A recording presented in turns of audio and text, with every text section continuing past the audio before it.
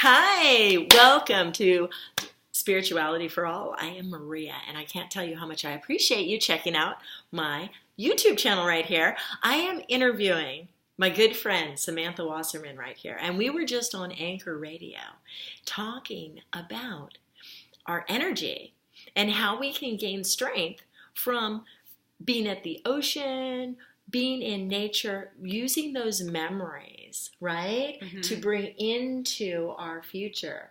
And by the way, Samantha, tell us a little bit about yourself before we continue, because our YouTube listeners haven't heard it yet. Sure. Thanks for having me, Maria. So my name's Sam Wasserman. I'm an executive coach. I'm a mindfulness coach. I'm also a fitness instructor. I do a lot of yoga instruction and other formats as well. Maria and I have been friends for a long, long time. And I'm just thrilled to be here to be able to talk about these concepts with you. Yes, and I have to say, it's one of those things where you can go through life meeting people, and you don't know what part they're going to play in your life. Sam and I met when our kids were babies in a mom's group.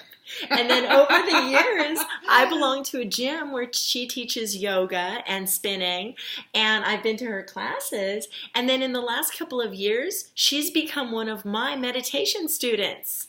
And it's just so amazing. It's so amazing. And here we are.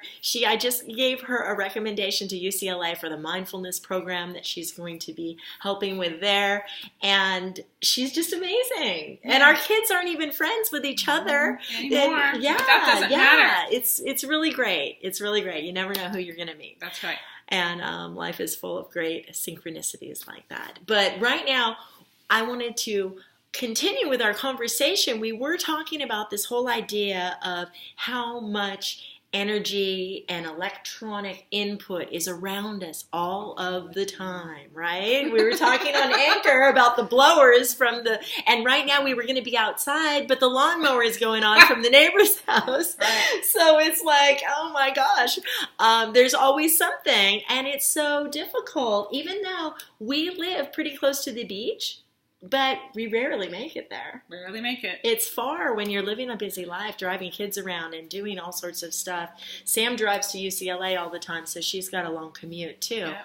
But getting to the beach and getting out there in life is so important. And so right now we kind of wanted to talk about meditation. Right. On the tail end of, and you guys can go ahead and feel free to go on Anchor FM and look for the rest of our conversation that we just had there on the radio station, if you like. But the gist of it was that you want to take those memories into your future and be strong in them. And so meditation is a big part of helping us balance as well. Right. So I think what we were talking about was really about moments that basically gave us something of a meditative quality, something that gave us some balance, something that gave us some peace. I know I'm always looking for moments of peace. I lead an overly packed life like any other busy mom with a job and a new puppy and all these other things going on, travel schedules, things like that. And moments of peace are rare, and you have to bring them in intentionally. You cannot just go throughout your day. And I love meditating first thing in the morning, and I would love to believe that I meditate in the evening as part of the prescription for You would love to health. believe I would that. love to believe that I actually do that because I certainly recommend other people do it. But the reality is I don't. Right. And what's very helpful is to bring these moments into our lives. And what we were talking about is, when you have a memory that's very peaceful for you, whether it's taking a walk or being at the beach for all of 20 minutes sometimes, and being able to bring those moments into smaller meditation practices during the day, it's invaluable because it takes us to a place where we can recenter, no matter if the blower is going on outside, which it is right now, and all these other things that can be distracting, that can be annoying. And that's the least of most people's issues, that we're contending with. So it can recenter you. And then what you were saying is what the benefit of that is those things carry forward. That's going to set you up to be nice to the barista. Right. And to have a positive interaction when you go to Starbucks, or to be appreciative of your spouse. Bring that peace with you as you go pick up people from LAX. That is needed. If you expect that there is going to be a problem and stress and frustration, then there's going to be. So Right. you want to bring that with you wherever you go, through the aisles of Costco, I'm talking about on some of my YouTube videos right here. And stuff like that is so important. And for me, when I'm teaching meditation too, I always stress to people, everybody is so different. Some people have a very, very routine way of going about their lives. They must meditate before they go to work every single morning and every single night before they go to bed. Everybody doesn't have to do that. Right. You do what works for you. If it works for you to meditate only on the weekends, do it only on the weekends. But when you wake up in the morning, before you put your feet on the ground outside your bed, you might want to think back to that weekend. Right. And that peaceful time you did find. Right. And just bring that back before you get out of bed.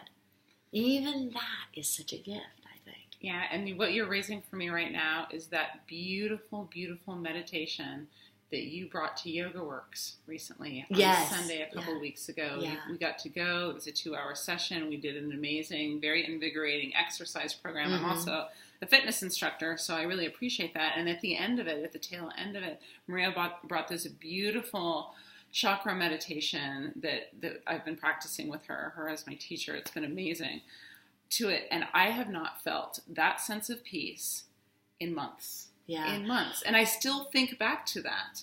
Yeah. And it's nice to be able to bring that in those moments. I know when I know that I can feel that way. Yeah. And because days, for example, like yesterday, you can really lose sight of that. Yes. And so many days. And I think as we were talking, as this year comes to a close in particular, it's been a crazy year, not just from the political landscape, but I think it's set an energy into motion that is affecting pretty much everyone I know. My clients for sure. And me. And I think that bringing these smaller moments in to help us manage until the rebalancing energy shows up. Right. Then I think that's something we all need to do a better job of practicing. Well, I think the getting out of bed and putting your feet on the floor example of your body moving, and I'm glad you mentioned the workshop because it's so key for me.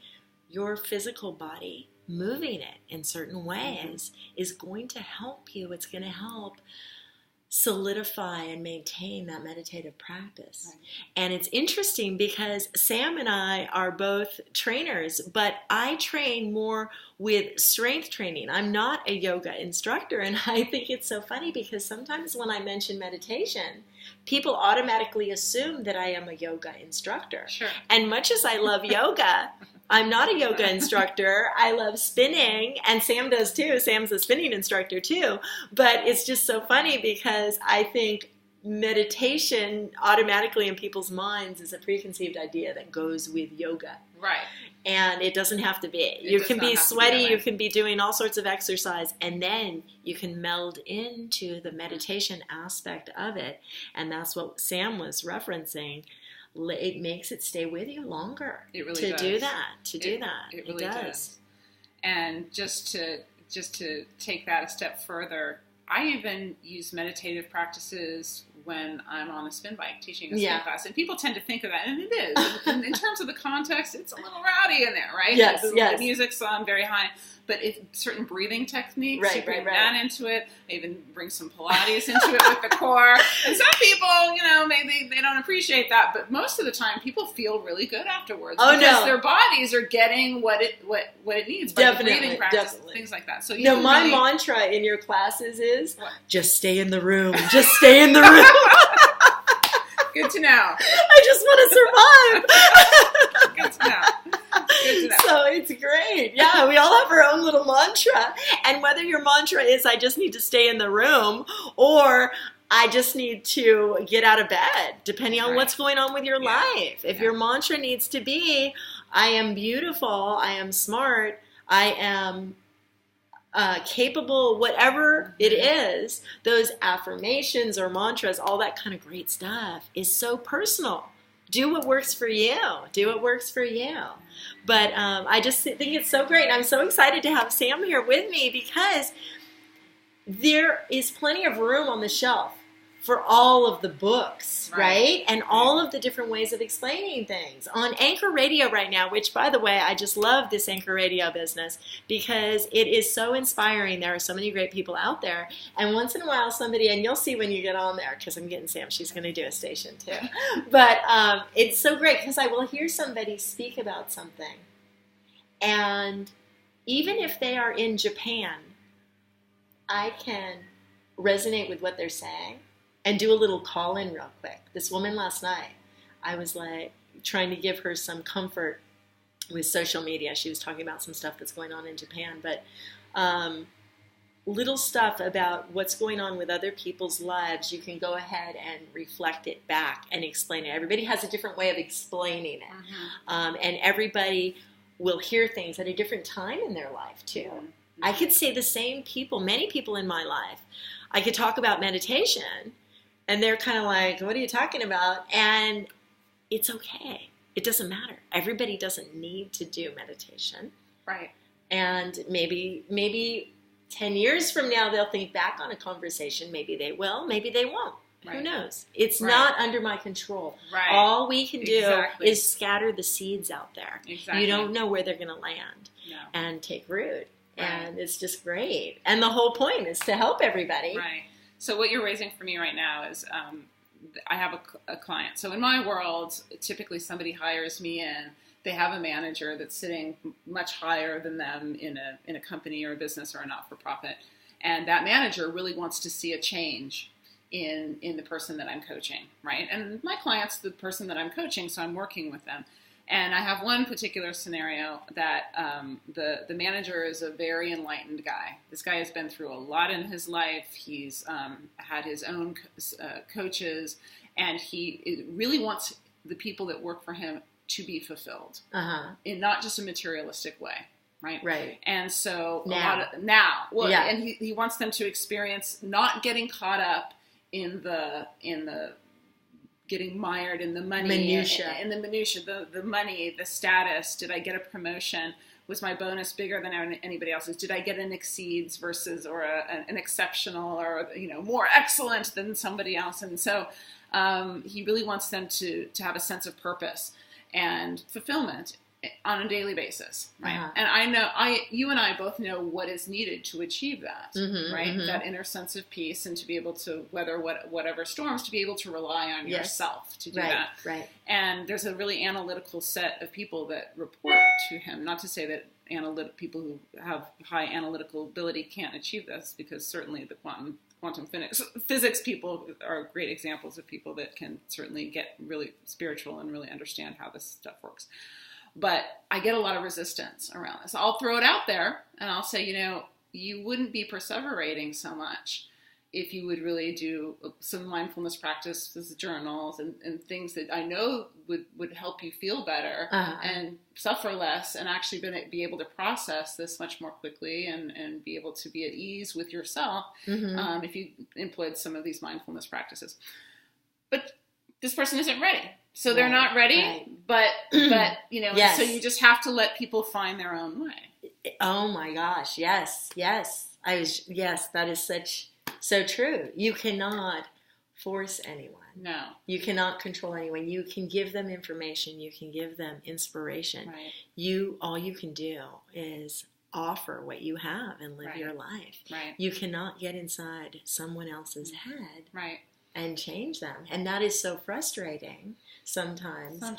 But the more frustrated you get, it's really important not to keep peppering them with the information. Right. I just did a segment the other day about this on Anchor, actually. I was talking about, no matter how right you may feel you are, you can't chase someone down and force them upon it. Even if you are right, they're going to run the other way. They have to come to it on their own, on their own terms. Yeah. But what I do find to be interesting, and this is where the physical aspect comes, the strong body, if you will, comes into it, is that those same people always are able to find some sort of solace and some sort of peace in yoga, or in swimming, or in some sort of thing that requires that's physical and that requires a rhythmic breathing pattern. Yes. So I start there. Yes, because they don't want to call it spirituality. Of course not. No. They don't want it. That's a scary word. That's a scary word for yes. Yes. Or they have some sort of,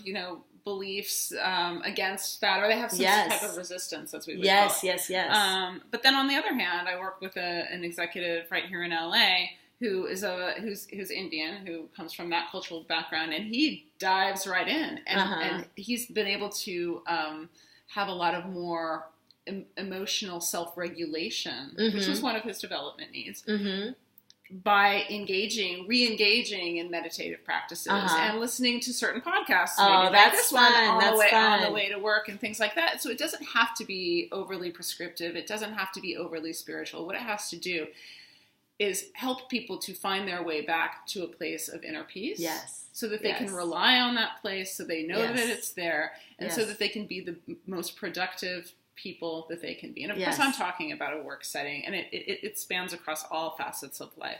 But that's one of the areas that I focus in, given my work as an executive coach. Well, it's funny that you mentioned that this man is Indian, because one of Riley's my son, one of his best friends at school is Indian. They're from India. His parents want their son to learn the chakra meditation. Oh. So I teach kids also the meditation, and they've come a couple of times, and they really want their son, because the parents, I'm not sure if it's a generational thing. They've kind of, they know what chakra dhyana is a little bit, but they don't practice it that much, but they want their son to learn it too, and they want to do it too. So it's just really interesting, because it goes back to, it's a whole cultures can get to this point and then kind of forget it a little bit.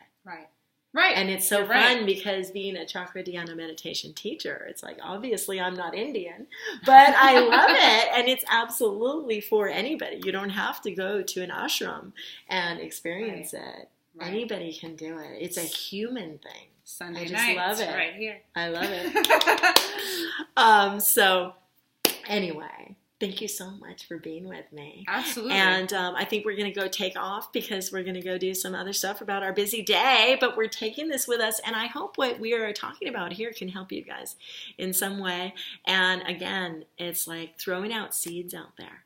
And if whatever Sam or I can offer, we're here for you. And you know that you can always like my channel here on Spirituality for All, and you can find Samantha Wasserman. I'll put her name and her contact information in the information here on this video, and subscribe to my channel. This is the first time I've ever had an interview with somebody, so I'm very excited. You did a great job. Thank you for having me. And we're going to go check out our Anchor stuff right now too, and we'll talk to you later. Okay, bye. Bye.